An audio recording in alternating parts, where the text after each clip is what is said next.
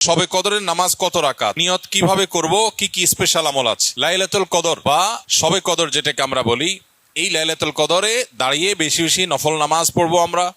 দীর্ঘ রুকু, দীর্ঘ সিজদা, দীর্ঘ কেরাতে, দৃঢ় স্থিরতার সাথে, সৌন্দর্যের সাথে। তো কোরআন তেলাওয়াত বেশি বেশি করা, দোয়া করা, জিকির আজকার করা, আল্লাহর কাছে আল্লাহ স্মরণ করা, এগুলোর মধ্য দিয়ে আমরা রাতকে কাটাবো।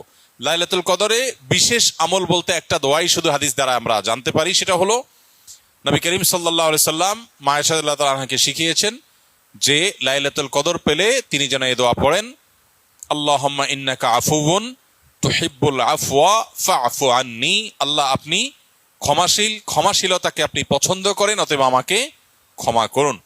এই দোয়া আমরা বেশি বেশি পড়বো। এর বাইরে লাইলাতুল কদরের বা শবে কদরের আলাদা কোনো নামাজের ফরম্যাট নাই যে এত সংখ্যক রাকাত পড়তে হবে এবং প্রথম রাকাতে অমুক সূরার সাথে অমুক সূরা এতবার, দ্বিতীয় রাকাতে তমুক সূরা এতবার, এরকম কোনো বাধ্যবাধকতা নেই।